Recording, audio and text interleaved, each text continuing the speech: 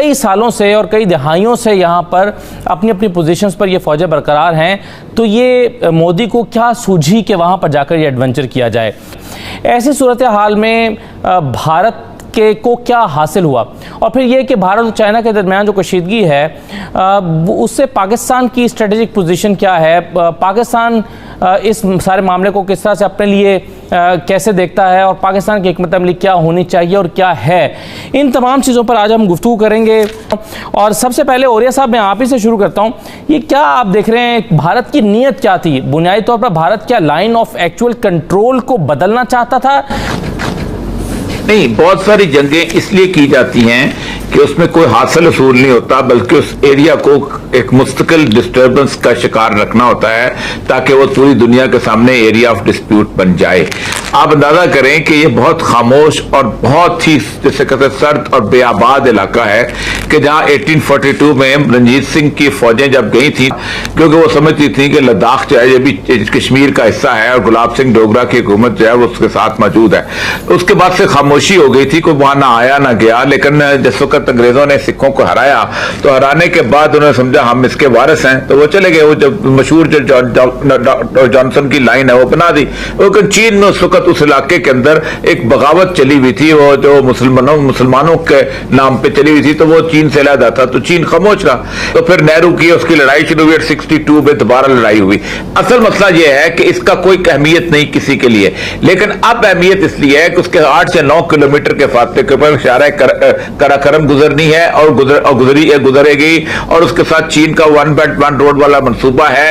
और सबसे बड़ा मसला यह है कि कंटेनमेंट ऑफ चाइना की मेजर पॉलिसी में एक यह है कि इलाका डिस्टर्ब हो जाए, क्योंकि जाहिर बात है इसमें मफाद जो है वो खालिसतन अमेरिका का और उन ताकतों का है। इसलिए उन्होंने देखे आज से सितंबर में जो पेंटागन जो स्ट्रेटेजी आई है फार ईस्ट की, उसके अंदर उन्होंने कोई 18 के 19 मुल्क रखे थे और उसमें कहा था कि हमारी 3,70,000 अफवाज जो है वो बहरे हिंद में मौजूद हैं, और हमारे तकरीबन 17 के करीब डिफरेंट किस्म के छोटे अड्डे वहां पर मौजूद हैं, और हम बलाका वाली जगह पे तो हम कंटेनमेंट कर चुके हुए हैं। और इंडिया हम चाहते हैं कि मजीद फौजें वहां पर रखें ताकि हम मुकम्मल तौर पर करें, क्योंकि एक दफा ये 1 बेल्ट 1 रोड चलना शुरू हो गई तो फिर इसको नहीं कोई रोक सकेगा। स्वेज चलना शुरू हो गई, अब कोई नहीं रोक सका। एक दफा इस पे ट्रैफिक चल पड़ी तो मसला हो जाएगा। तो असल मसला यह है कि इस पूरे इलाके को डिस्टर्ब रखा जाए। इसी तरह कश्मीर का इशू भी बिल्टअप होगा। पाकिस्तान भारत की जंग भी एक्सपेक्टेड है, क्योंकि जाहिर बात है जब तक ये पूरे का पूरा रीजन डिस्टर्ब नहीं होगा, चाइना जो है वो स्मूथली उसको नहीं एक्सेप्ट कर रहेगा।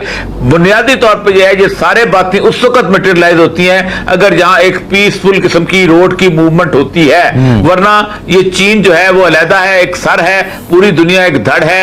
ये नेक जो है ये गवादर से लेके गिलगित तक जो है वो एक रोड है। इस नेक को डिस्टर्ब रखा जाए, इस नेक को खराब रखा जाए, इस नेक को काटा जाए तो चीन वापस जो है अपने उसमें आ जाएगा। ये बुनियादी मकसद है। राइट जी, जनरल साहब आपकी क्या राय है?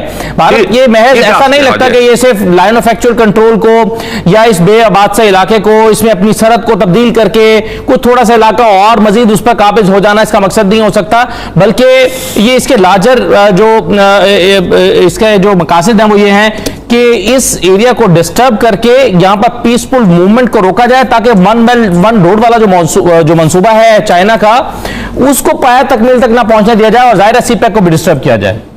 जी, मेरे ख्याल में औरिया वकील जान साहब बिल्कुल दुरुस्त कह रहे हैं। मैं इसको मुख्तसर दूसरे अल्फाज में आसान अल्फाज में बयान कर दूं कि ये अमेरिका इंडिया गठजोड़ की प्रैक्टिकल मैनिफेस्टेशन है। जो कुछ इस वक्त कश्मीर में हो रहा है और जो कुछ कश्मीर की वजह से लद्दाख में हो रहा है, ओवरऑल इसका मकसद है एक जो स्ट्रेटेजिक टर्म यूज होती है कंटेनमेंट ऑफ चाइना, ये है एनसर्कलमेंट ऑफ चाइना, क्योंकि साउथ चाइना सी जहां से चाइना का $5 ट्रिलियन का ट्रेड होता है, वहां पे कुछ ऐसे इत्तेहाद बना दिए गए हैं जो चाइना के लिए बहुत बड़ा खतरा बन सकते हैं और चाइना की मुश्किलात में बहुत इजाफा हो सकता है। वो इत्तेहाद एक तो है अमेरिका इंडिया का, जिसे उन्होंने अभी साउथ चाइना में जो उनकी स्ट्रेटजी है उसको इंडो पैसिफिक स्ट्रेटजी या इंडो पैसिफिक कमांड का नाम देकर हिंदुस्तान को ऑन बोर्ड किया है वहां पे फिजिकल पार्टनरशिप के लिए, मिलिट्री पार्टनरशिप के लिए। दूसरा, वहां पे इत्तेहाद बनाए, 4 मुल्की इत्तेहाद, अमेरिका, इंडिया, ऑस्ट्रेलिया और जापान का। और फिर फिलीपीन में ऑलरेडी अमेरिका की फौजें मौजूद हैं, वियतनाम में, वियतनाम के साथ, फिलीपीन के साथ, मलेशिया और इंडोनेशिया के साथ जो साउथ चाइना सी के नंबर ऑफ आइलैंड्स हैं, उनकी वजह से अनरेस्ट क्रिएट करने का वहां पे पोटेंशियल है।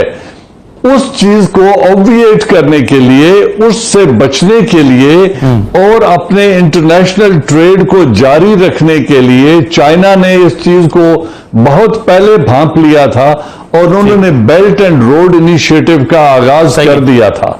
और जिस तरह से बाकी मेहमानों ने इस पर राय का इजहार किया, ये बड़ी इंपॉर्टेंट चीज है। ये ऐसा नहीं है कि सिर्फ आपने 2-4 जो है वो मीटर आगे ज्यादा जगह लेने के लिए एडवेंचर किया हो, इसके अहदाफ हैं। पाकिस्तान आपके ख्याल में इस सारे मामले को किस तरह से देख रहा होगा?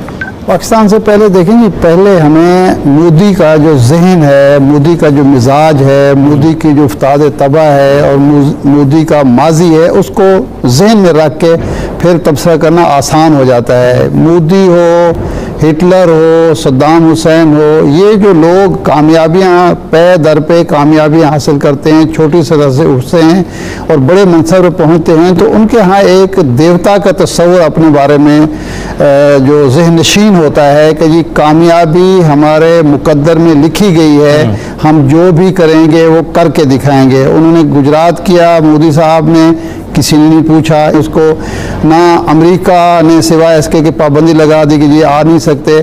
एक बुचर ऑफ गुजरात जो था वो वज़ीर आज़म बन गया इस मुल्क का।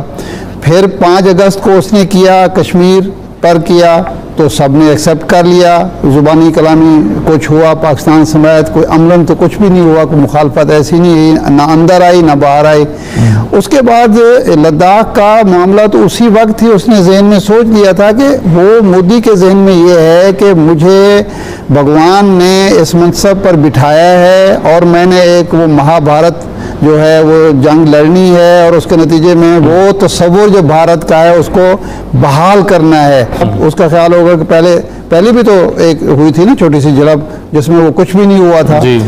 और उसके अलावा ये वहाँ जो बैठना चाहते हैं उसका, और ये साहब जिस तरह कह रहे थे कि उसका जो हदफ है वो है सीपैक, हदफ है शाहराह कराक्रम। अगर वहाँ चाइना अपना तसल्लुत, इंडिया अपना तसल्लुत कायम कर लेता है, वहाँ ये सड़क मुकम्मल हो जाती है और उसके बाद जाके फौजें बैठ जाती हैं